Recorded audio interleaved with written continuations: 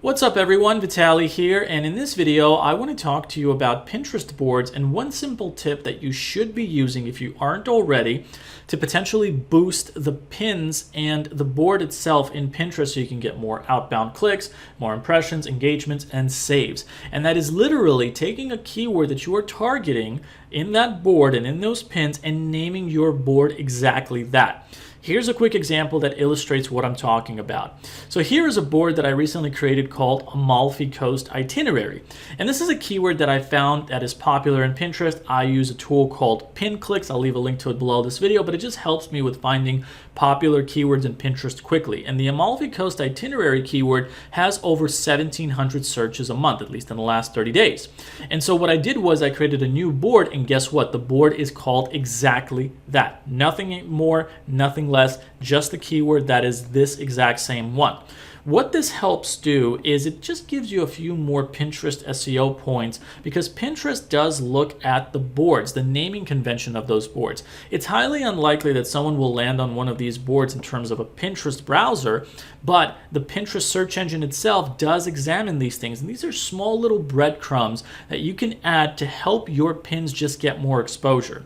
In the past, what I used to do was I just used to take a general naming convention, like let's say Amalfi Coast, which gets like 100,000 searches a month, name my board that way and nothing else, and then just put all my pins in there. But the thing to understand is different keywords can have different search intent. So somebody that types in something like just Amalfi Coast could just be looking for the pictures of the Amalfi Coast. Someone that types in Amalfi Coast Itinerary could more specifically be looking to spend time there, a few days there. So the search intent of those two audiences is completely different, which is why it's better to have separate boards for different search intent. And in this particular case, I have a board called Amalfi Coast Itinerary that targets this keyword. Just as well, the pins that I have in here are all also targeting the same keyword in the title, in the description. They're all linking to a blog post that talks about an Amalfi Coast Itinerary, which is right over here. You can see that keyword is also included in the title as well as throughout the content. These are all just breadcrumbs that help with Pinterest SEO. And in this case, I highly recommend that you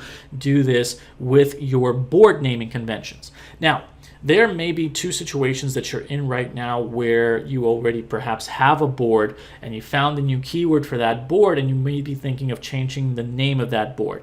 If that is the case, I would not recommend that you change the name of your board. I would instead recommend that you make a brand new board. So let's say if you're like me and you have a board that's just called Amalfi Coast and you find this keyword Amalfi Coast Itinerary, make a brand new board called Amalfi Coast Itinerary, make brand new pins that target that keyword Amalfi Coast Itinerary and link it either to an existing blog post or a brand new one that is also illustrated, or rather a reflection of this keyword like I did with this particular post here.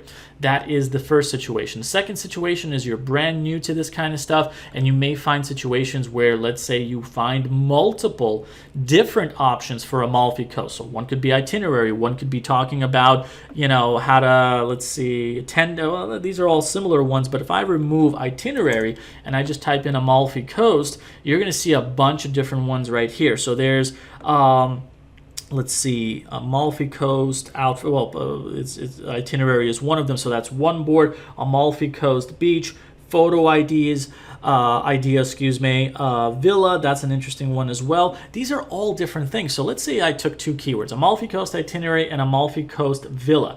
If we look at the search results for this, we'll probably see pictures of beautiful villas in the Amalfi Coast. So if you were making a board on this and you were calling it Amalfi Coast Villa, you would only want to post pictures of Amalfi Coast villas, which is very relevant, and link it to a blog post that maybe talks about the 10 best villas in the Amalfi Coast or 10 best Amalfi Coast villas, versus a separate post which targets something like Amalfi Coast Itinerary, links to its own, in this case the board is separate from, let's say, a board on the Amalfi Coast Villa. Those are two different boards with different pins that go to two different blog posts. So this is very, very important for Pinterest SEO, and I highly recommend that you start doing that if you haven't already.